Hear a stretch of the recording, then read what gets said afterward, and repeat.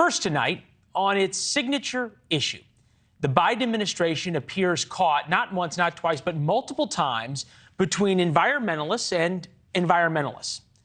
Seriously, environmentalists and the Biden administration itself either blocked or planned to block a number of projects critical not only to our national security, but critical to their dream of electric vehicles powered by renewables, only to have them blocked in the name of environmentalism.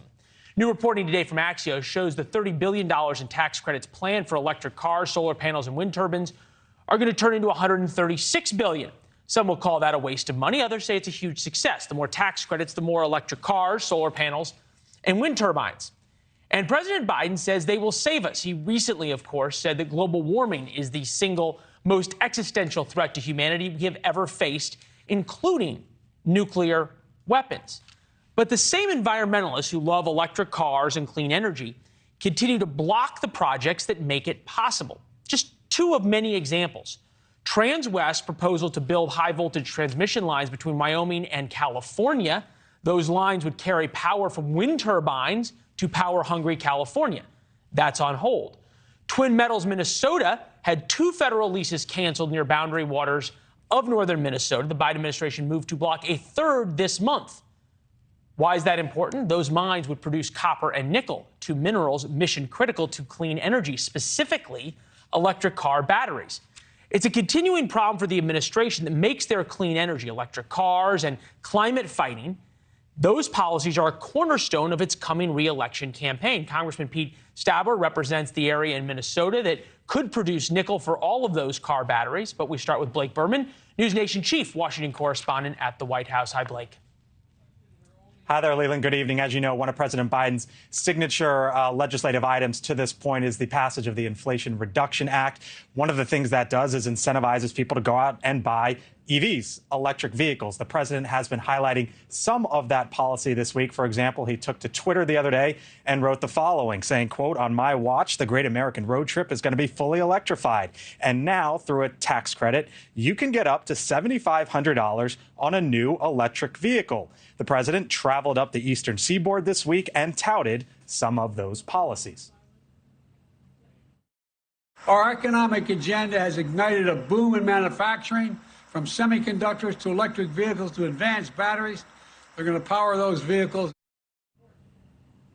However, last week, the Interior Department announced it would block mineral leasing on 225,000 acres of the Superior National Forest. That's in a corner of northeast Minnesota. Minerals that could potentially be used for battery production. The Interior Secretary celebrated that move, saying in a statement, quote, "Protecting a place like Boundary Waters is key to supporting the health of the watershed and its surrounding wildlife, upholding our tribal trust and treaty responsibilities, and boosting the local recreation economy." Leland, I asked a White House official just a little while ago how this squares with the president's EV agenda. That White House official pointed me back to the statement from the Interior Department, clearly signaling that they stand behind that decision.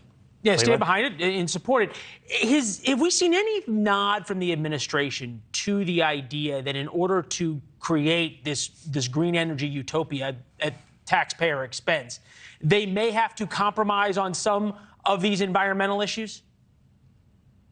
Well, look, as you mentioned, this is a part, or going to be a part, of the president's re-election strategy. This whole idea of what exactly to do with energy policy and the environment has been front and center since day one. As you know, when the president took office, one of the first things that he did was shut down the Keystone XL pipeline. So this is something that has been with this White House, been with this president, this sort of battle between the environment and energy policy, EV policy, and what to do going forward.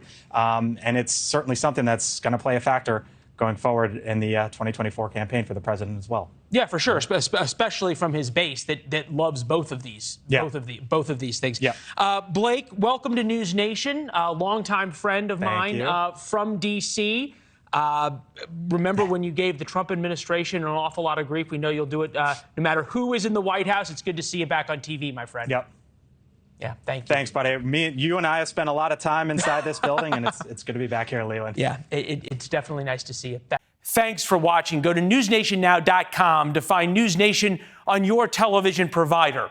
And don't forget to subscribe. Click the red button to get more of NewsNation's fact-driven, unbiased coverage.